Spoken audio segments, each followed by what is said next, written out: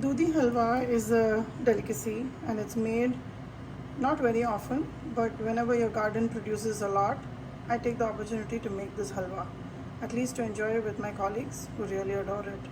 Let me show you how to make Dudhi Halwa pretty quickly, considering the traditional route.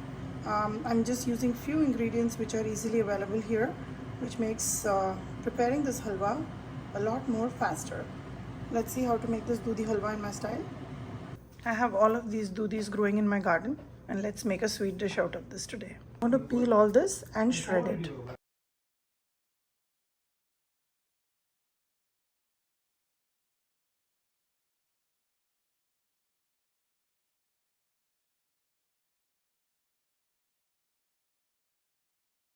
This is about 8 to 10 cups of grated dudhi. Now let's see how to make this dudhi halwa really quick. In my pressure cooker which I'm heating up, I'm going to add 2 tablespoons of ghee. Once it melts, I'm going to add the dudhi.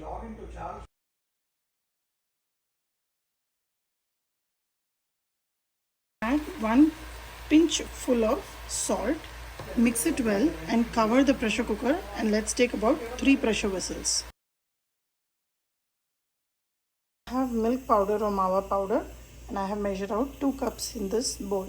I also have 2 cups and 1/4 cup, so 2 and a quarter cup of white sugar measured. Few dry fruits. I'm going to cut all these almonds into halves and probably crush the pistachios also.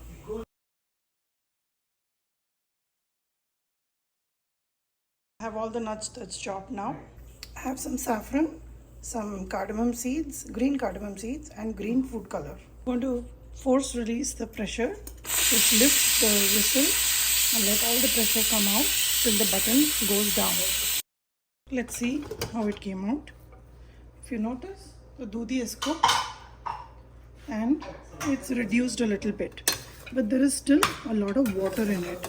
Just by adding a little bit of salt, it really helps the dudhi to cook down really quick. At this stage, what I'm going to do is I'll add the sugar and again give it a couple of whistles. This is 2 cups and a quarter cup of sugar. Mix it well.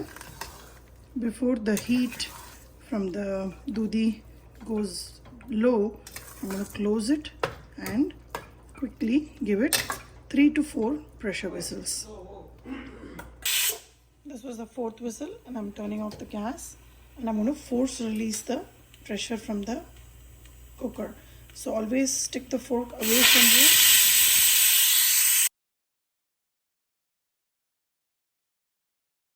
Let's see how it turned out, and let's mix it well. The ghee that we added initially helps a lot in this cooking process, which is why I add once before we start, and then to finish off for taste purpose we'll add a little bit more ghee towards the end. Now there is a lot of water in this which we have to evaporate, so turn on the gas, keep it on high heat, and let this water evaporate. Now because the sugar has already been added and sugar is cooking, this mixture is very hot, so be very careful, and this will evaporate real quick because this main water is from the sugar, not from the dudhi. So once we reduce this, then we will add the milk powder.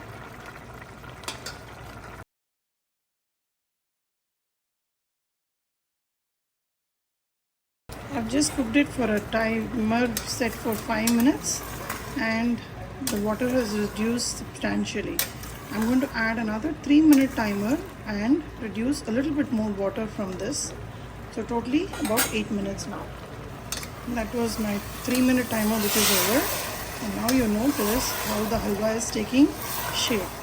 The sugar has melted. Now reduce the heat to medium, and I'm going to slowly start adding the milk powder or mawa powder. You can see that the sugar has started to become like a thick syrup, and that's what we want. The first initial cooking is where the dudhi was completely cooked. Second time we added sugar so that it starts to candy the dudhi. The third step was to evaporate the water as much as possible, and now I will add the milk powder. This is 2 cups of milk powder or mawa powder. If you don't have these, you can just take some paneer, about 250 grams of paneer, grate it and mix it to this also. That's also an option. Mix this milk powder really well. I feel that it can use a little bit more milk powder, so this is another half a cup of milk powder.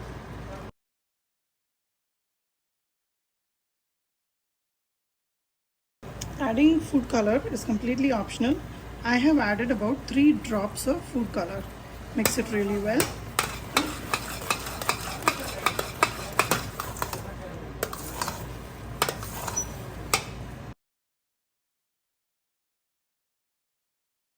You can notice that since we prepared this in a pressure cooker, there's no burning involved and cooking time is reduced a lot, so you don't have to stand and babysit and keep mixing it. At this stage, you can either stop here because this is the perfect halwa stage, or you can cook it for a little bit more and make it a little bit more thick. I'm going to go ahead and cook this for another 3 minutes and then start adding the flavorings. In a small kadai, add about 2 more tablespoons of ghee. So totally I've only added about 4 tablespoons of ghee so far. And in this I'm going to roast the dry fruits which I've broken and kept. In a mortar and pestle, add about 1/4 teaspoon of cardamom seeds and make a powder of it. The halwa is almost done. I cooked it for another 3 minutes and now just mix it and turn off the gas. The halwa is basically ready. I'm just going to add some aromatics and call it done. Make sure you don't overcook the halwa, otherwise because of the milk in it, it can start to burn. I have taken out the halwa in another vessel so that I can mix everything a little bit more easily.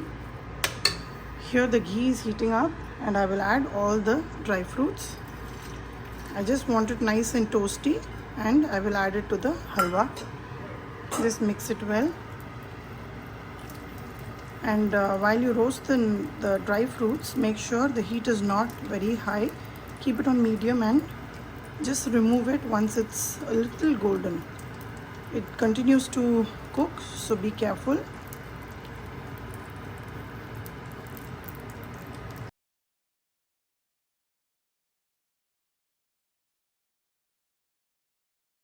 Powder.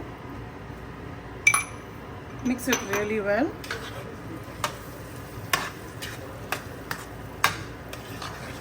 Gas is not on right now. The halwa is ready.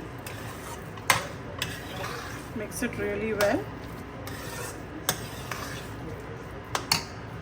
Add just few strands of saffron on top. It just adds a lot of flavor. Dudhi halwa is ready. I'm going to dish it out. I have made a large quantity, but this is just the way I prepare, and I find this to be quick and easy rather than standing and mixing the dudhi constantly or putting a lot of milk and cooking it. Dudhi halwa is ready to serve. I'm going to enjoy this with my family and friends. Give it a try and let me know how this turned out for you.